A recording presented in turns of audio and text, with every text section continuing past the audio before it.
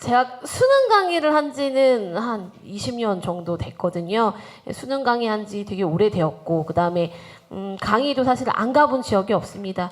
뭐 대치, 뭐 분당, 중계 모든 지역을 돌아다니면서 강의를 하다가 이제 목동 지역에서 강의를 한 지는 이제 한 5년, 6년 정도 되었고요. 제가 원래는 이제 온라인 수업도 진행을 하고 있기 때문에 온라인을 진행하는 수능 강사들은 어머님들이 목동에서 유명하신 선생님들 시간표를 다 보셔도 알겠지만 다 모든 지역에 타임들을 한 타임, 두 타임씩들을 깔아서 이렇게 돌아다니시면서 수업을 진행하시는 경우들이 대부분입니다. 그러니까 저도 역시 대치, 뭐 분당 사실 매번 이동하면서 토요일 같은 경우는 여기 목동 왔다가 뭐 중계 갔다가 뭐 마지막 분당 갔다가 하루 종일 이동하면서 수업하면서 진행하는 그런 수업들을 진행하다가 어떤 생각이 좀 들었냐면요. 수학이잖아요. 그죠? 그러니까 잘하는 친구들, 원래 수학을 잘하는 친구들은 선생님이 좋은 자료만 줘도 스스로 알아서 공부를 하기 때문에 제가 좋은 자료만 제공해도 아이들이 가져가서 스스로 공부하고 뭐 본인들의 성적이 오르는 경우들 혹은 유지하는 경우들이 굉장히 많단 말이죠. 그런데 사실 학원에 오는 친구들 같은 경우는 혼자 공부하는 힘이 부족해서 혹은 수학 공부의 방향성을 못 잡아서 오는 친구들이 많은데 그런 경우 제가 강의를 진행을 해보니까 뭐 주에 한 번 이렇게 오거나 이런 수업들만 가지고는 아이들의 점수대를 끌어올리는 데에 조금 힘든 부분들이 있더라고요. 그래서 제가 이거는 좀 내 만족감을 채우겠다고 여러 지역을 나가는 것보다는 한 지역에 좀 고정해서 아이들을 조금 더 많이 봐줄 수 있는 시스템을 가야 되겠다라는 생각이 들었고요. 그러기 위해 사실은 어느 지역을 선택을 할까? 사실은 대치가 제일 탐이 나긴 했거든요. 워낙에 유명한 선생님들도 많이 계시고 하니까 대치에서 해볼까 하다가 실제 저는 그때 여러 지역을 다녀봤을 때 제일 저랑 코드가 맞는 지역이 여기 목동이었습니다. 그러니까 왜 그런가 하면 사실 대치도요. 어머님들 아실지 모르겠지만 대치도 순수 대치동에 있는 아이들과 외부 지역에서 몰려드는 아이들 이렇게 좀 두 부류로 나눠지거든요. 그러니까 사실 뭐 이런 캠프를 진행했을 때 보면 그 지역이 정말 잘하는 친구들보다도 외곽에서 몰려드는 아이들이 굉장히 많더라고요. 그렇다 보니 사실 좀 점수가 안 되는 친구들도 많았고 이미 점수가 좀 되는 친구들은 뭐 과외나 다른 수업들을 이용해서 채우는 경우도 많았고 좀 이런 부분들에서 부족한 부분들이 있었는데 여기 목동 지역은 어머님들의 교육열도 워낙 높으시다 보니까 어떤 경우들이 많았냐면 1, 2학년 때 성실하게 착실히 공부는 했으나 사실은 너무 내신에 몰입하다 보니 수능이라는 것에 대한 공부를 제대로 해본 적이 없어서 점수가 안 나오는 친구들, 그런 친구들이 사실 가장 많이 분포되어 있는 지역이 목동이더라고요. 그래서 제가 조금 사실 저도 그렇잖아요. 공부를 아예 안 하는 친구를 하게끔 만드는 건 정말 힘든 일이거든요. 그러나 아이 자체가 성실함이 갖춰져 있을 때 이렇게 조금만 리드를 해주면 점수대가 올라가는 경우들이 굉장히 많았었던 케이스가 여기 목동이었습니다. 그래서 그러면 이 목동 지역에다가 조금 시간표를 집중해서 진행을 해서 여기서 조금 많은 아이들의 등급을 좀 올려주면 어떨까 싶어서 제가 사실 목동 지역을 선택하게 되었어요. 그래서 사실 제가 제일 자신 있는 부분은 미리 시작부터 말씀을 드리지만 저는 물론 1등급인 친구들 애초에 1등급인 친구들도 와서 뭐 1등급 유지하고 뭐 마무리하는 친구들도 많습니다만 가장 저의 좀 주특기라고 하는 부분을 보면 보통은 이렇게 3, 4등급대 친구들을 1, 2등급대로 끌어올려주는 힘은 제가 생각했을 때는 가장 좀 탁월하지 않을까. 그리고 그만큼의 시간 그다음에 노력을 할 수 있게끔 그렇게 시스템을 좀 만들어 놨다라고 봐주시면 좋을 것 같습니다. 자, 본격적으로 올해 수능에 대한 이야기를 먼저 한번 해보도록 할게요. 자료를 나눠드렸는데 거기 나와 있는 등급 컷하고 지금 여기 보시는 등급 컷하고는 조금 차이가 있습니다. 오늘 나왔어요. 성적표가 오늘 나와서 요게 이제 확정 컷이었어요. 지금 받아보신 유인물에는 수능시험 치른 날 나왔었던 예상 등급 컷이었고요. 요게 이제 오늘 성적표가 배부되고 최종으로 추정할 수 있는 컷이라고 보시면 되겠습니다. 보시면 알겠지만 우리가 예상했던 것보다는 등급 컷이 다 조금씩 올라갔어요. 그 얘기는 아무래도 시험이 조금 쉬웠다라고 보실 수 있는 부분이고요. 사실 어머님들께서 제일 궁금하신 건 이 부분이라고 생각을 해요. 내년에 우리 아이가 보는 수능이 어떤 기조로 출제가 될까라는 부분이 뭐 가장 궁금하실 부분이라고 생각을 하는데요. 저는 점쟁이는 아니잖아요, 제가. 그죠? 제가 뭐 어떻게 출제가 될 거다라는 걸 뭐 신뢰를 받아서 얘기할 수 있는 부분은 아니고, 다만 제가 봤을 때는 이 등급 사이의 간격, 그러니까 시험이 쉽게 출제됐다라고 하더라도 1등급, 2등급, 3등급 사이의 간격이 한 10점에서 10점 조금 넘게 정도로 차이가 나는 시험은 사실 이 시험은 변별력이 있는 시험이라고 보셔야 됩니다. 그러니까 이제 그동안의 시험을 이렇게 봤을 때 제가 수능도 한 20년은 봤을 거잖아요. 가장 변별력이 없었던 문제가 있었던 시험은 등급 사이의 간격이 4점 차이. 뭐 많이 나도 8점, 한두 문제 차이로 등급 차이가 나는 경우들이 있어요. 그거는 변별에 실패한 시험이라고 보셔야 됩니다. 왜냐하면 찍어서 하나 맞추거나 아니면 아이가 실수로 하나 틀려도 잘하는 아이 못하는 아이 이 등급이 바뀌어버릴 수 있다는 거잖아요. 그건 분명히 좀 문제가 있는 시험이고, 보통 그런 시험은 변별력 가르기에 실패를 했다라고 하고, 다음 수능에는 변별을 주기 위해서 난이도를 확 올리는 경우들이 굉장히 많습니다. 그러나 지금 이번 시험 같은 경우는 시험 문제가 쉽게 출제되었다고는 하나 등급 사이의 간격이 나쁘지 않게 배치가 되어 있기 때문에 이 기조가 그대로 흘러갈 가능성이 높다라고 조심스럽게 볼 수 있을 것 같아요. 단 최상위권, 올해 같은 경우에는 특히나 N수생이 많았고 의대를 지원하는 친구들이 굉장히 많았습니다. 그래서 특히나 여기 이제 최상위권 변별은 굉장히 떨어졌다라고 봐야 되는 부분이 맞고요. 그 다음에 이 최상위권 변별을 가르기 위해서는 분명히 어떠한 또 제도적인 장치가 필요하다라고 생각을 하는데, 수능이라고 하는 것이 의대생을 가리기 위한 시험은 아니잖아요.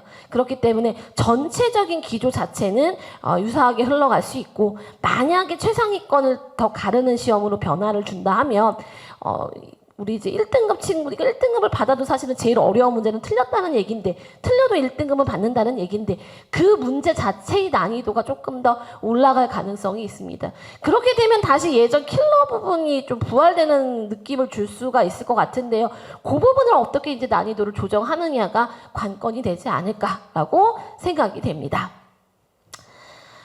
자, 요거는 이제 평가원에서 수능을 출제할 때 항상 평가원장들이 뉴스에 나왔을 때 하는 이야기들이에요. 제가 이제 그 진실과 거짓을 강사 입장에서, 가르치는 입장에서 정확하게 한번 말씀을 드려보도록 할게요. 요런 이야기들을 하더라고요. 수능이라고 하는, 수능 수학이라고 하는 건 수학의 개념과 원리를 적용해 문제를 이해하고 해결하는 능력을 측정할 수 있는 문항을 출제한다.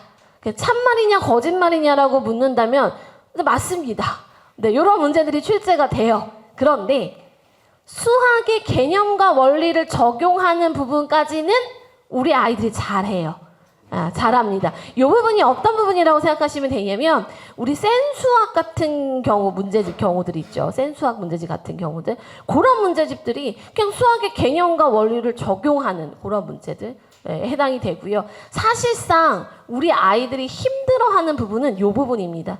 문제를 이해하고 해결하는 능력. 이 부분이 사실 말로는 되게 간단하잖아요.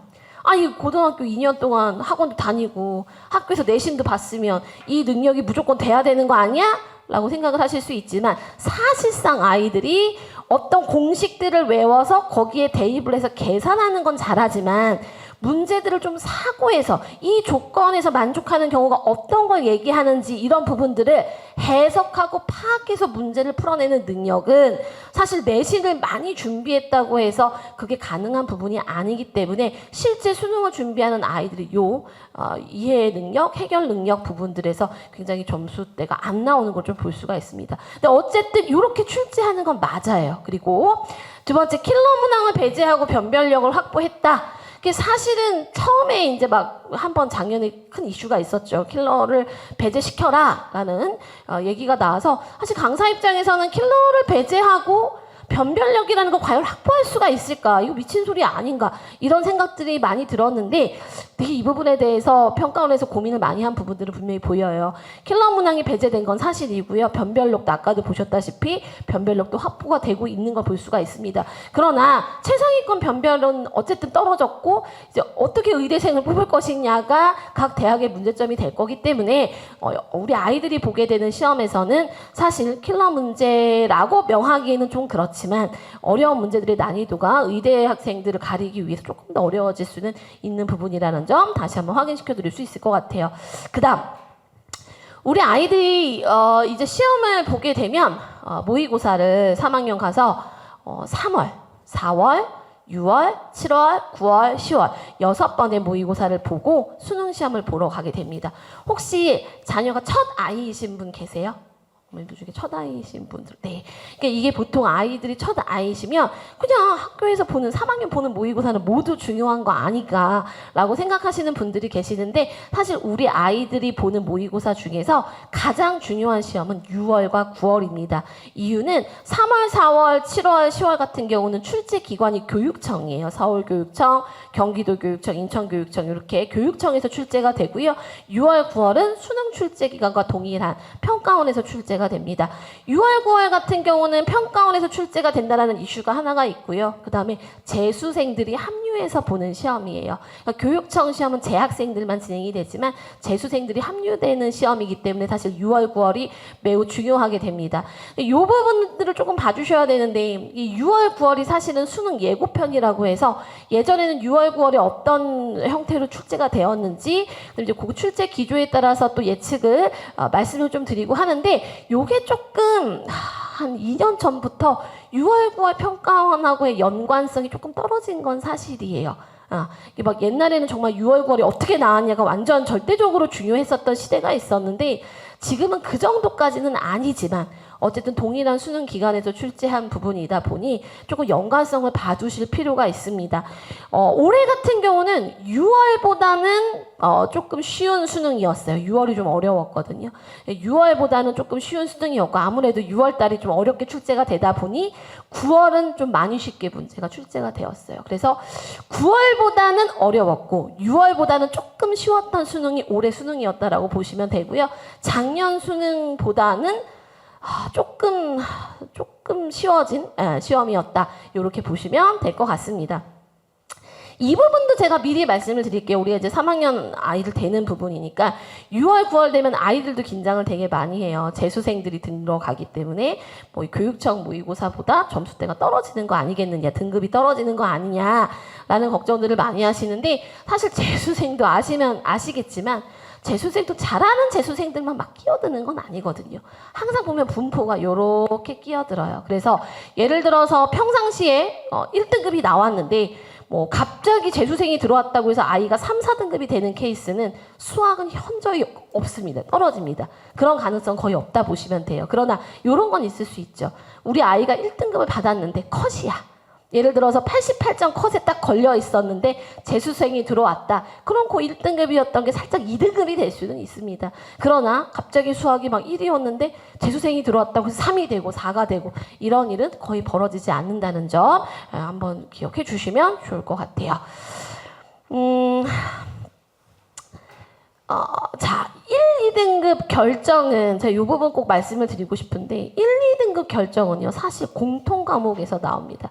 아까도 보셨겠지만 우리 지금 확률 통계 같은 경우에 뭐 94, 95점이 아까 1등급 컷이었고요. 그죠? 80점대가 이제 2등급 컷 이렇게 떨어졌었는데 1, 2등급 받은 친구들 전부 확통을 선택한 친구들은 확통 다 맞았다고 보셔야 되고요. 공통 과목 같은 경우는 다 맞거나 한두 개 틀려야 한 개 정도 틀려야 1등급 가능하다라고 보시면 돼요. 그래서 올해처럼 시험이 나왔을 경우에 확률 통계는 무조건 다 맞아야 되고 공통 과목 또한 그러니까 문과라고 해서 공통 과목 좀 더 틀려도 되지 않을까가 아니라 문과여도 공통 과목은 거의 1개, 뭐 2개 정도 빼고는 다 맞아야 되고 확통은 무조건 다 맞아야 되고 미적분을 선택하는 친구들 같은 경우는 미적분 자체가 조금 어렵기 때문에 미적분에서 1개, 2개를 빼고는 역시나 또 거의 다 맞춰줘야 된다라고 보실 수 있습니다. 그래서 일단 1, 2등급 결정, 저는 조금 더 폭넓게 3등급까지도 이 모든 결정이 사실은 선택 과목이 아니라 공통 과목에서 벌어진다라고 생각을 해요. 그리고 확률과 통계는 무조건 확통을 선택했다라는 건 무조건 다 맞아야 된다라고 생각을 하고요. 그런데 이제 여기서 이따가 또 다시 한번 말씀드리겠지만 좀 안타까운 부분들은 우리 3학년 현역 친구들은 1학기 내신까지는 어쨌든 챙겨야 되잖아요. 근데 이 3학년 1학기 내신이 보통 확률과 통계와 미적분이 들어가는 학교들이 거의 대부분입니다. 그럼 이게 어떤 얘기냐면 어쨌든 중간고사, 기말고사가 중요하기 때문에 3월, 4월, 5월, 6월 한 4개월 가량을 확률과 통계와 미적분 공부에 몰입하는 시간들이 어쩔 수 없이 많아질 거라는 이야기예요.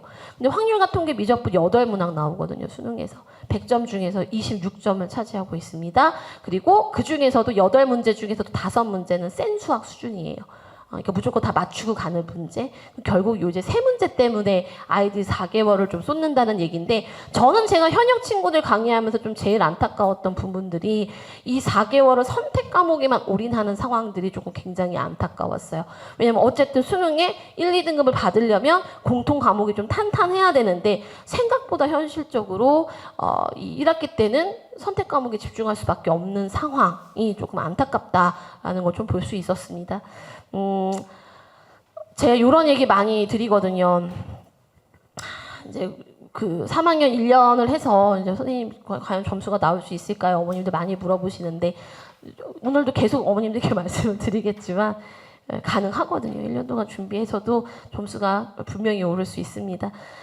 근데 이제 제가 이렇게 얘기를 하면 당연히 저는 올해 강의를 해야 되고 강의에서 돈도 벌어야 되고 하니까 선생님은 당연히 된다라고 하지 않을까라고 생각하실 수 있을 것 같은데 요걸 좀 봐주시면 될 것 같아요. 제가 막연히 그냥 무조건 희망 고문 열심히 하면 당연히 됩니다가 아니라 이 수능이라고 하는 수능 수학이라고 하는 것이 1년 정도의 커리큘럼 10개월 정도를 통해서 점수가 반드시 오를 수 있습니다라고 말씀드릴 수 있는 제 근거는 수능이라고 하는 것이 특히 수학 부분에 있어서는 이미 30년간 치러왔잖아요. 근데 국어 영어랑은 좀 얘기가 달라요. 국어 영어는 제가 아이들 가끔 문제를 봐도 제가 수능을 치렀을 당시의 문제들에 비해서 단어도 많이 어려워졌고 분명히 어려워졌습니다. 그런데 수학은 어머님들도 아시겠지만 일단 출판사가 달라도 내용이 다 동일하죠. 그리고 30년 전의 미적분의 개념이랑 지금의 미적분의 개념이 다르지 않아요. 그리고 사실 앞으로의 미적분의 개념 정의도 달라지지 않겠죠. 다만 차이가 있다면 30년 동안 이 수학 학습에서 차이가 있다면 단원들이 들어왔다 나갔다의 차이만 있어요. 그러니까 예를 들면 우리 지금 친구들은 행렬이라는 단어를 배우지 않는데 이제 교과 과정에 우리 지금 새로 들어오는 고1 친구들부터는 행렬이라는 단원이 다시 들어와요. 그러니까 어떤 단원이 나갔다 들어왔다의 변화만 있지 전체적인 내용이 달라진 것은 없다. 그럼 어머님 생각해 보세요. 그동안 그 30년 동안 이미 동일한 범주 안에서 많은 응용 문제들이 나왔겠죠.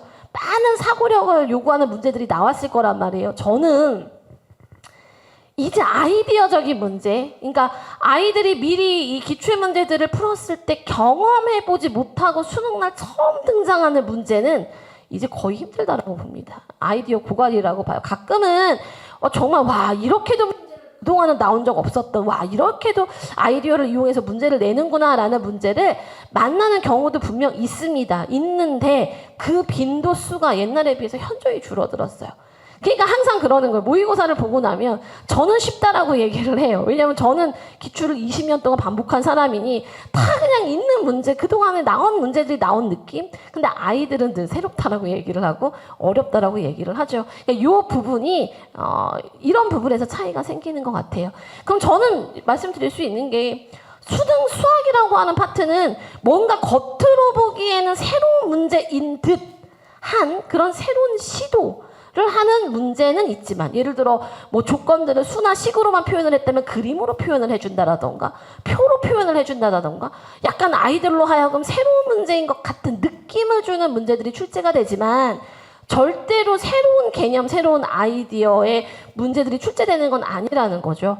저는 수능 보러 가기 전날 우리 아이들한테 늘 세뇌시키는 게, 약간 가스라이팅 시키는 게 뭐냐면, 내가 너네한테 안 가르쳐 준 건 없다. 1년 동안 선생님이랑 공부하면서 이 수능날 내일 갔을 때 너네가 막히는 문제가 있더라도 그건 분명히 겉에를 살짝 덮어놓은 것뿐이지 결국 우리가 다 연습하고 훈련한 문제들이다 라는 이야기를 굉장히 많이 하거든요. 실제로 그런 문제들이 출제가 되기 때문에 이건 이러한 문제들을 어떻게 학습하느냐의 차이지 절대 뭐 점수를 오르는 게 불가능한 일이고 이런 부분은 아니라는 거예요. 그래서 실제 우리 앞으로 보게 될 우리 아이들의 수능도 절대 새로운 개념이 등장하지 않습니다. 뭐 어디 무슨 미국의 무슨 대학교를 나온 강사한테 배워야지만 알 수 있는 그런 개념이 나오는 거 절대 아니에요. 그렇지 않다라는 거. 그런데 선생님, 그러면 왜 항상 모든 아이들이 1, 2등급만 있는 게 아니라 3, 4, 5, 6, 7, 8, 9등급 있습니까? 그리고 왜 학원을 안 다니는 아이들 중에 힘들다고 하는 아이들이 생기는 겁니까? 라고 하면 이 부분이에요. 너무 많아요. 문제 수가 너무 많아요. 그러니까 그거를 스스로 혼자 공부를 했을 때 다 완벽하게 공부를 하고 들어가는 친구들이 사실 없어요. 솔직히 말씀드리면 그런 기출문제들만 완벽하게 공부해도 충분히 1, 2등급 나오거든요. 근데 이게 아이들이 스스로 공부할 시간이 굉장히 부족합니다. 이 부분에 있어서 필요한 사람이 저라고 생각을 해요. 어떤 문제들이 우선순위로 중요하고 어떤 걸 먼저 봐야 되고 굳이 이런 문제들까지는 볼 필요 없고, 그러니까 뭔가 문제를 많이 풀기보다는 지금 당장 효율성을 좀 올릴 수 있는 문제들을 셀렉해주고 유형별로 나눠주면서 아이들이 조금 습득할 수 있게끔 만들어주는 것이 하나의 시스템이다라고 이렇게 이해를 해주시면 좋을 것 같습니다. 수학 문제는 확실히 이제 킬러는 없어졌고, 말씀드렸지만 새로운 개념은 나오지 않아요. 그러니까 사실 기존에 나와 있는 기출만 아이가 굳이 저한테 공부를 하지 않더라도 본인 스스로 완벽하게 공부해서 시험을 볼 수 있으면 수능 분명히 점수 등급 잘 나올 수는 있습니다. 그러나 이 모든 이야기들이 쉽다는 얘기는 아니에요. 그러니까 어머님들이 가끔 얘기하시는 게, 아니 킬러도 없어졌고 쉬워졌다고 하는데 이번 수능도 쉽다고 하는데 왜 우리 아이만 어렵나요? 라고 얘기를 하시는데, 이게 문제가 쉬워졌다는 게 그만큼 시간 노력 투자를 안 해도 점수를 받기 쉽다는 의미가 아니거든요. 분명히 어느 정도 부분에 꾸준한 시간 투자가 매우 필요한 부분입니다. 그래서 그런 시간 투자만 가능하다면, 아이가 성실하게 10개월 정도 공부를 할 수 있다면 저는 충분히 잘 따라오기만 하면 충분히 무조건 뭐 하나의 뭐 오차도 없이 그냥 무조건 점수는 나올 수 있다라고 생각을 해요. 실제로도 올해 이제 제가 지금 이제 점수대들을 수합하는 과정인데, 올해 같은 경우에 이과 친구 중에 가장 좀 버라이어티한 결과를 냈던 친구가 1월에 시작할 때 5등급이었습니다. 30점. 네. 30점대로 시작했어요. 미적분 선택하는 친구였고요. 뭐 공통 아무것도 안 돼 있었고요. 그다음에 미적분도 1월 달에 처음 시작했던 친구였어요. 이 친구가 이번에 84점 2등급 받았습니다. 네, 딱 1월에 저랑 처음 캠프에서 만나기 시작했고 계속 과정들이 있었고, 그다음에 이제 84점. 근데 이게 사실 결과가 좋으면 모든 게 행복한 기억으로 마무리가 되는데요. 제가 이 친구와 공부한 10개월을 돌이켜보면 정말 간단하지 않았습니다. 제가 어머님하고의 통화만도 한 30통 이상은 한 것 같고요. 아이를 당근도 줬다가 혼도 내봤다가 학원에 온 아이를 돌려도 보내봤다가, 정말 어머님이랑 저랑 진짜 머리 써서 어떻게든 점수 한번 만들어 보려고 정말 애를 많이 썼던 친구인 것 같아요. 근데 그래도 어쨌든 굉장히 버라이어티한 결과를 내줘가지고 조금 보람 있다라는 생각이 들더라고요. 그리고 오늘 지금 이제 방금 오면서 받은 연락이, 성적표가 오늘 왔으니까 어머니께서 요거는 확통 선택하는 친구인데 처음 보내실 때 저한테 좀 수시 써야 되니까 안전하게 3등급만 받았으면 좋겠다고 하셨어요. 저한테 안전하게, 그냥 선생님 저는 1등급 이런 말도 안 되는 욕심 안 낸다, 그냥 안정적인 3등급, 그래서 뭐 합 6만 맞췄으면 좋겠다라고 보내셨는데 2등급이 나왔더라고요. 네, 그래서 안 그래도 오는데 문자가 막 왔어요. 감사하다고 이렇게 했는데, 요 친구들 보면 어쨌든 성실하게 1년 동안 열심히 하는 친구들은 이게 수학 올림피아드가 아니기 때문에 뭐 누가 수학을 제일 잘하나를 뽑는 시험이 아니기 때문에 충분히 성실하게 잘 쫓아왔을 때 분명히 좋은 점수를 낼 수 있다라고 보시면 될 것 같습니다. 그런데 아시죠? 그죠? 우리 아이들이 생각보다 그 성실한 부분이 부족한 경우들이 많을 거고, 어머님들께서도 자녀들 교육하실 때 아마 되게 답답하신 부분들도 많을 거고, 3학년 어머님들하고 통화할 때 제가 제일 많이 들은 얘기가 이제 그런 얘기거든요. 저는 마음이 달아서 이 설명에 저 설명에 다 가고 있는데 정작 본인은 마음이 너무 느긋해요. 우리 애는 간절함이 없어요, 선생님. 막 이런 얘기를 사실 가장 많이 하시거든요. 근데 저도 좀 그럴 때가 있었거든요. 저도 이제 수업 시간 들어갔는데 막 수능 100일밖에 안 남았는데 애들 눈 풀어져가지고 막 고개가 벌써 이렇게 앉을 게 아니라 들어가면 애들 이러고 있어요. 이러고. 그럼 저도 막 너무 답답해서 아니 100일밖에 안 남았는데 이게 말이 되느냐 막 자꾸 잔소리하게 되고 하는데, 제가 요즘에 이렇게 생각했을 때는 지금 이 시대, 이 세대 아이들은 간절함을 강요할 수 없는 세대예요. 왜냐면 이미 사실 풍족하잖아요. 그죠? 그리고 뭐 본인이 공부해서 좋은 대학을 가서 우리 집안을 일으켜 세워야 되고 이런 세대가 분명히 아니거든요. 그러니까 이런 세대가 아닌데 그 아이들한테 간절함을 막 요구한다라는 자체가 제가 올해도 더 느낀 건데, 점점 해를 거듭할수록 씨알도 안 먹히는구나, 이런 애기들이 씨알도 안 먹히는구나 이렇게 느꼈습니다. 그럼 뭐가 필요할까를 생각하면 환경을 아예 만들어 줘버리는 게 중요하다라고 생각이 들었어요. 자꾸 스스로에게 너가 해야지, 너가 간절해야지가 아니라 어떻게든 간절해질 수밖에 없는 환경. 뭐 예를 들어서 테스트를 보고 통과가 안 되면 뭐 계속 남아서 시킨다던가, 조금 더 뭔가 아이가 이 문제를 풀어서 맞추는데 재미를 느껴서 스스로 뭔가 좀 루틴이 돼서 자동화가 되기까지는 조금 힘들더라도 강제적으로 할 수 있게끔 그 환경을 아예 만들어줘서 어느 정도 기본 이상의 실력을 만들어 놓으면, 사실 그렇잖아요. 재미없는 건 풀을 때마다 틀릴 때 재미가 없는 거거든요. 본인이 맨날 틀리던 문제가 어느 순간부터 맞추기 시작하는 문제로 바뀌게 되면 그때부터는 본인도 노력한 부분들이 점수로 올라간다는 걸 느끼게 되고, 그때부터는 사실 10마디 20마디 하지 않아도 아이들이 스스로 공부를 하게 되거든요. 그래서 그런 좀 간절함을 강요하기보다는 좀 이런 환경, 제도적인 환경을 조금 만들어주는 것이 좀 필요하다라는 생각이 좀 듭니다. 요게 이제 1년의 커리큘럼이에요. 근데 이거는 미리 말씀드리지만 특별하지 않습니다. 제 커리큘럼, 1년의 커리큘럼이 다른 학원, 다른 강사들하고 특별하지 않아요. 근데 이건 제가 장담하고 말씀드릴 수 있는 게, 대한민국의 모든 수학 강사들이 다 동일한 커리큘럼을 진행합니다. 보통 1월, 2월에는요, 실전 개념이다라고 해서 개념 강의들을 진행을 하고요. 그 다음 그 개념을 가지고 3, 4월에는 기출 문제들을 주로 풀고요. 그 다음에 이제 N제 문제들, 저희 연구소에서 제작한 문제들을 통해서 조금 더 이제 체화시킬 수 있는 시간을 갖고요. 마지막 9월, 10월에는 모의고사 수업을 진행을 합니다. 이 중에 사실 단 하나도 중요하지 않은 파트는 없어요.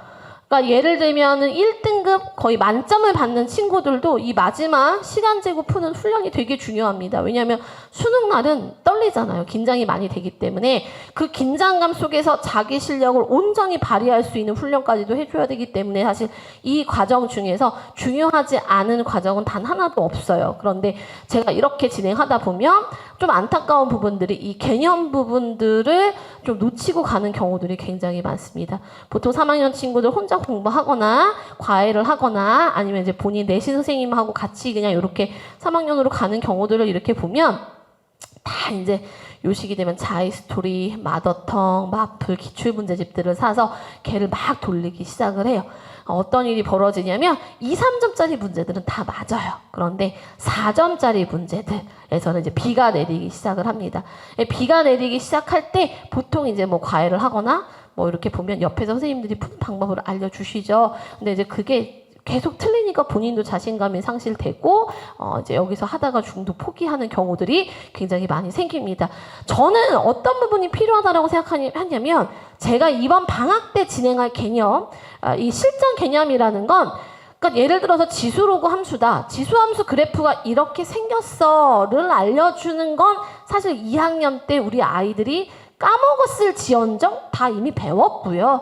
저희가 얘기하는 이 실전 개념이라는 건 지수로그 함수에서는 수능에서 어떤 유형의 문제가 출제되는지, 그리고 4점짜리 문제는 어떤 형식으로 표현이 되는지, 이런 조건들이 나오면 어떤 생각을 해야 되는지, 그런 부분들을 테마별로 정리해서 진행하는 강의라고 생각을 하시면 되겠습니다. 이 부분이 필요한 이유는요, 수학을 잘하는 친구들, 뛰어난 친구들은 솔직히 말씀드리면 기본 개념 설명하고 그 다음에 센 수학 문제지만 한 바퀴 돌려도 이 수학적으로 타고난 친구들은 답이 나올 때까지 본인들이 할 수 있는 모든 걸 문제에 다 쏟아 부어요. 그런데 요거는 정말 특출난 최상위권 친구들의 이야기고, 대부분의 친구들은 사실 이 공식을 어떻게 써먹을지도 모르는 친구들이 사실은 대다수입니다. 저도 수능 강사 초창기 때는 그냥 그런 기본 개념을 강의하고 기출문제를 풀었을 때 아이들이 4점짜리를 다 틀려오면 저는 이렇게 말했어요. 너 개념이 부족하다.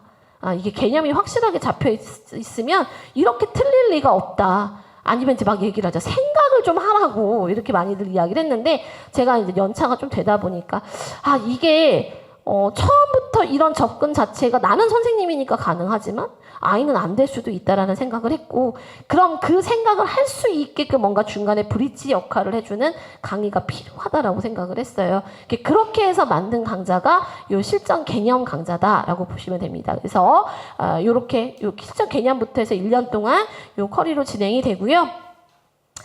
지금 우리 친구들이 사실은 제일 위험한 부분이 제가 여기다 써놨는데, 수학 공부를 했다는 착각이 가장 위험하다라고 써놨는데, 이 부분도 조금 기억을 해주셔야 될 것이, 그러니까 공부를 안 했는데 너희씨 왜 했다고 거짓말해가 아니라, 아이들이 이제 제가 말씀드렸다시피 실전 개념, 수능을 준비하기 위해서 필요한 생각들이 분명히 있는데, 아이들은 내신 준비를 그동안 했고 2학년 동안 학원을 열심히 다녔기 때문에 본인들이 개념은 다 돼 있다라고 착각을 해요. 근데 여기서 문제는 뭐냐면, 그렇게 기출문제지를 바로 들어가서 4점짜리를 풀었을 때 틀린 문제들이 많으니 자신감을 상실해요.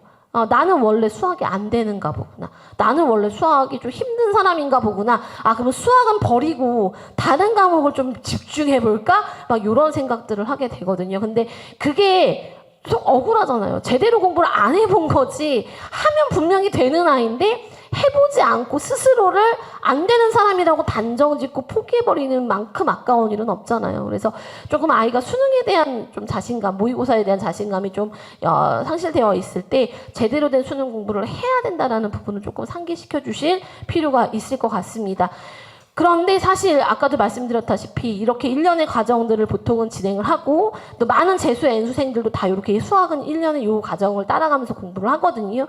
그런데 우리 현역 친구들은 생각보다 수능에 투자할 시간이 매우 적다라는 부분, 그 부분이 굉장히 안타까웠습니다. 요게 이제 제 커리큘럼, 그 다음에 이렇게 교재 만들어 놓은 거고요. 1년 이 커리큘럼은 전부 다 제작 교재로 만들고요. 초반에 실전 개념이나 기출은 기출 베이스. 그런데 이제 올해 수능을 준비하는데 필요한 기출 베이스들을 엄선해서 이걸 반복해서 학습시키면서 아이들 좀 체화시킬 수 있게끔 만든 프로그램입니다.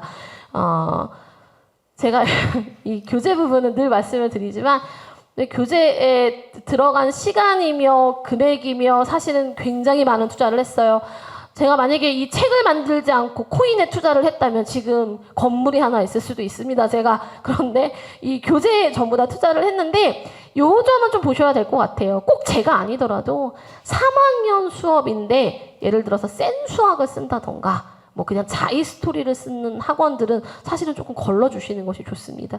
보통 이제 좀 3학년 수업이 준비가 안 된 선생님들이 일단 수업은 해야 되겠고, 제일 건드리기 쉬운 게 수능 특강 선택강 이미 나와 있는 거, 그 다음에 뭐 이런 기출문제집들 뭐 이런 것들을 많이 사용하시는데 그냥 그런 수업들하고는 저는 아예 비교 대상이 되고 싶지 않아요. 그래서 교재는 제가 올해 여기서 수업한다고 급하게 만든 게 아니라 20년 동안 계속적으로 업데이트를 시켜가면서 만든 교재이기 때문에 사실 15년 전만 해도 자신 없었는데요. 제가 이 책들 가지고 20년 했잖아요. 자신 있습니다. 네. 컨텐츠 부분은 뭐 말할 수 없다라고 보시면 될 것 같고요. 아까도 말씀드렸다시피 수능은 분명히 준비하면 점수가 나오는데 3학년 친구들이 거기에 시간 투자할 시간은 사실 그렇게 많지 않고, 그렇다면 가장 중요한 시간은 겨울 방학이고, 그래서 제가 여기 목동 지역에다가 시즌 1을 뭐 주 1회 수업 이렇게 진행하는 것이 아니라 일단 겨울 방학에는 수학원 수학을 좀 몰입해서 진행을 하고요. 그 다음 3학년 1학기 내신도 진행을 해야 되기 때문에 선택 과목까지 수업을 조금 몰입해서 수학을 집중해서 할 수 있는 그런 프로그램으로 만들어 봤습니다. 많아요. 제가 여기 처음 사실 예섬학원에서 이 수학 캠프, 고3 수학 캠프를 진행을 했는데, 그때도 학원에서 말씀해 주셨지만, 목동네에서 수능 전문 강사, 거기다 인강까지 한 강사가 한 지역에서 이렇게 주 3일 프로그램을 진행하는 학원은 이 목동네에 선생님 없습니다. 저희밖에 없습니다. 유일합니다라고 말씀을 하시더라고요. 그러니까 보통 선생님들이 다 모든 지역들을 돌아다니시기 때문에 어떤 한 지역에 그렇게 수업을 할 수가 없습니다. 그렇지만 이게 분명히 학생들한테 필요한 프로그램이기 때문에 대부분의 학원들은 보시면 알겠지만 1, 2학년 내신 선생님들한테 겨울방학 3학년 캠프를 맡기는 경우들이 대다수예요. 그렇지만 이렇게 저처럼 좀 수능 전문 강사가 진행하는 이 수학 캠프 프로그램은 여기 사과나무 학원에서 진행하는 제 수업이 유일하다라는 점 다시 한번 좀 말씀을 드리겠습니다. 겨울방학 수학 캠프는 주 1회 수업이 아니기 때문에 5, 6개월 재수생들이 재수학원에서 보내는 그 시간을 겨울에 조금 몰입해서 진행하는 고밀도 수학 집중학습 프로그램이라고 생각을 하시면 돼요.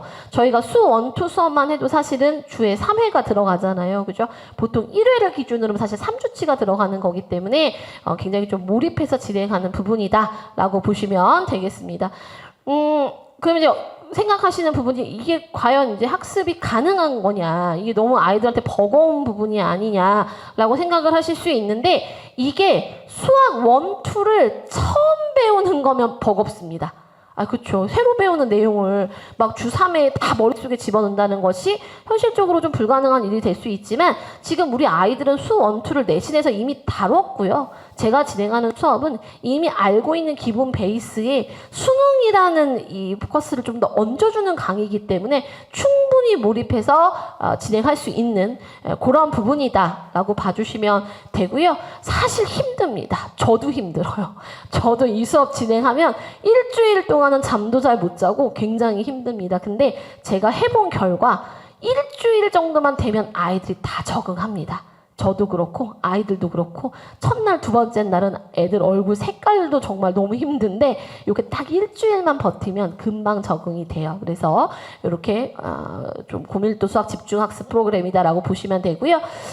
어떤 학생들한테 가장 효과적이냐면 4점째, 좀 어려운 문제들을 접근하기가 힘들어하는 친구들한테 가장 효과적입니다. 요거는 이제 수능 기준인데 우리 2학년 친구들이 아직 수능 형태의 문제를 풀지 않았어요. 그래서 번호를 다시 한번 말씀을 드리면 고2 모의고사 기준으로 아마 아이들이 9월 달에 모의고사 한번 봤을 거거든요. 이렇게 시험지 살짝 보셔서 16번에서 21번, 16에서 21번, 그 다음 27에서 30번을 다 틀렸더라. 그러면 방학 때 무조건 저한테 보내주셔야 돼요. 16에서 21번, 27에서 30번, 요거 고2 모의고사 기준입니다. 그게 여기에 해당하는 번호들이거든요. 그래서 그런 경우는 저한테 보내주시면 됩니다. 그런 친구들한테 가장 효과적인 그런 프로그램이다라고 보시면 되고요. 3월 모의고사는 사실 3월 모의고사가 중요한 건 아닌데 고3 첫 모의고사이기 때문에 분명히 이제 학교에서도 중요한 모의고사로 취급을 할 거고 아이들도 첫 모의고사에 대한 부담감이 분명히 있을 거예요. 그런데 겨울에 이렇게 진행을 하면 제가 이제 다 다르니까, 시작이 다 다를 거니까 어머님들 어떤 등급에서 시작을 하든 3월 모의고사에 무조건 1등급 만들겠습니다라는 말은 못해요. 수능이 그렇게 만만할 것 같았으면, 그쵸? 네, 누구나 다 학원 뭐 한 2달 다니면 다 되겠죠. 그건 아니지만 분명히 아이에게서 요 얘기를 들으실 수 있습니다. 이제 수학하는 거 어떻게 하는지 알겠다라는 이야기. 그러니까 어떤 빠른 친구들은 3월 달부터 벌써 좀 안정적인 등급으로 치고 올라가는 친구들도 있고요. 실제로 그런 경우들도 있고, 그렇지 않은 친구들이라도 이렇게 좀 방학 동안에 몰입해서 수능에 관련된 포커스를 맞춰서 진행하면 알겠다라는 얘기를 합니다. 이제 어떤 식으로 공부를 해야 되겠고 어떻게 문제를 풀어야 될지를 알 것 같다라는 이야기를 하고요. 점차적으로 이렇게 좀 발전하는 모습들을 좀 보여갈 수 있습니다. 그리고 겨울에 좀 이렇게 공부를 해놓으면 학기 중에 뭐 내신을 치르고 해도 이게 좀 공부해놓은 게 있기 때문에, 공부 좀 수학 체력을 좀 쌓아놨기 때문에 중간에 좀 내신에 좀 몰입해서 좀 까먹은 느낌이 있다 하더라도 다시 그거 끌어올리기가 굉장히 쉬워요. 그래서 방학 때 좀 힘들지만 몰입해서 해놓은 친구들이 조금 더 안정적으로 갈 수 있다라는 거 보실 수 있고요. 실제로 올해 같은 경우도 겨울에 시작했던 친구들의 가장 대다수가 마지막 수능까지도 저와 함께 합니다. 그러니까 아무래도 중간에 들어오는 친구들도 저는 최선을 다하겠지만 그런 친구들의 경우에는 이 기초를 쌓을 수 있는 부분들이 좀 없다 보니까 힘든 부분들이 좀 있거든요. 근데 겨울부터 시작하는 친구들은 조금 안정적으로 원하는 등급들을 받아낼 수 있다라는 점 이렇게 보실 수 있고요. 이 캠프를 진행한 다음에 이제 보통 보면 아무래도 또 내신 선생님들한테 막 맡기고 하다 보니까 중간에 커리가 끝나는 경우들도 막 있어요. 수능은 11월인데 저희 수업은 그런 수업 아니고요. 요거 수능까지, 수능 전주까지 제가 확실하게 이 고정된 시간으로 계속 끝까지 갑니다. 저는 3학년 수업은 제가 어떤 상황이 생기더라도 시간표를 변동을 주지 않아요. 그러니까 3학년 수업 같은 경우에 어머님들이 다른 과목하고도 시간표도 막 짜시고 하셔야 되는데 어느 한 과목이 선생님이 시간을 옮겨버리게 되면 아이들이 스케줄이 다 꼬이는 수가 생겨요. 근데 이게 3학년 같은 경우는 이 루틴을 계속 유지하는 게 중요하기 때문에 제가 수능까지 이렇게 한번 개강된 그 반의 시간표는 절대 움직이지 않고 동일하게 수업 쭉 진행된다는 점 기억해 주시면 되겠습니다. 수 1, 2 총 6주 과정 20회 진행되고요. 미적분과 확통도 진행이 되는데 미적분 확통 같은 경우는 처음 하는 친구들도 따라올 수 있는 과정입니다. 요거는 수 1, 2 같은 경우는 네, 이것도 많이 얘기하시더라고요. 선생님, 제가 하긴 했는데 우리 아이가 수원은 1학기 때 했다 보니까 다 까먹었다고 하는데 괜찮을까요? 라는 얘기들도 많이 주시는데요. 제가 뭐 이거 한두 해 하는 것도 아니고 네, 그 기억 다 살려가지고 가니까 크게 걱정 안 하셔도 되고요. 선택 과목 같은 경우도 아이들이 사실 뭐 선행을 했다라는 친구들이 오는데 와도 이렇게 보면 그냥 미분만 할 줄 아는 친구들, 그냥 개수 세기만 할 줄 아는 친구들이 되게 많습니다. 사실 그게 뭐 그때 당시 시험이 아니었기 때문에 제대로 안 된 경우들도 많아서 기본 개념도, 특히 미적분과 확통 같은 경우는 기본 개념도 플러스 포함해서 제가 난이도 조정해서 그렇게 수업 진행합니다. 그리고 3학년 1학기 내신까지 전부 다 커버되는 수업이라고 보시면 될 것 같아요. 그러니까 수 1, 2 같은 경우는 내신 기간 기준에서 한 2주 정도는 휴강이 들어갑니다. 왜냐하면 내신 때 수 1, 2는 수업을 진행하지 않으니 그때는 미적 확통의 중심에 좀 포커스를 두고요. 정시를 진행하는 친구들도 어차피 선택 과목 수능 범위 안에 들어가기 때문에 그게 크게 문제가 되지 않습니다. 그래서 요거를 조금 제가 조정을 해서 그때 그렇게 수업이 진행된다는 점 주시면 될 것 같아요. 아까 콘텐츠는 제가 말씀드렸고 이 캠프 특징은 바로 뒤에 연결해서 클리닉 수업이 붙습니다. 그래서 이렇게 생각하시면 돼요. 캠프는 겨울방학 때 숙제가 따로 없어요. 수업 듣고 그날에 학습한 내용에 대한 과제까지를 선생님이 있는 상황에서 전부 다 소화하고 가는 수업이라고 생각을 하시면 됩니다. 그러니까 말 그대로 정말 캠프, 학원에서 그냥 수학 공부는 다 하고 가는, 좀 좋으시죠? 이런 수업, 그쵸? 그리고 또 이게 뭐가 있냐면, 숙제를 내주면은요, 아이들이 이게 집에 가서 혼자 풀면 하나가 막히잖아요. 수학은 이 하나가 막히면 뒤를 쭉 못 풀어요. 그러면 숙제를 내줘도 수학이 좀 어려운 친구들은 다 별표 쳐갖고 와요, 다. 그럼 그 별표를 다 내가 해결해 줄 수도 없고 그냥 맨날 숙제는 무지하게 나가는데 고쳐지는 건 없고 이런 경우들이 굉장히 많은데 클리닉 시간에 선생님들이 상주하고 계시기 때문에 아이가 막히는 부분들은 바로 질문해서 해결하고 그 뒤로 비슷한 유형의 문제들을 연습할 수 있기 때문에 사실은 뭐 제가 생각했을 때 가장 베스트 클리닉이라고 생각이 됩니다. 어머님들이 걱정하시는 건 너무 학생 수가 많아서 클리닉에 질문을 못하는 일이 벌어지게 되지 않을까 뭐 이런 고민들 좀 많이 하시는데요. 제가 그때 그 수강 인원에 따라 클리닉 선생님을 한 명만 배치하는 게 아니고 그 수시로 인원 체크해 가면서 선생님들의 수를 늘렸다 줄였다 하면서 그거는 조정을 합니다. 그러니까 그런 걱정 안 하셔도 되고, 그 다음에 예를 들어서 사과나무 학원도 사실 대형 학원이기 때문에 학생 수가 막 40명 50명 되는 걸 선생님이 어떻게 다 관리할까 이런 고민하시는 분들도 계실 것 같은데요. 저는 제가 우리 아이 어머님이 언제든지 전화하셔서 저 누구 엄마예요 라고 했을 때 그 아이의 학습 태도, 성적 이런 것들이 나오지 않을 정도면 받지를 않습니다.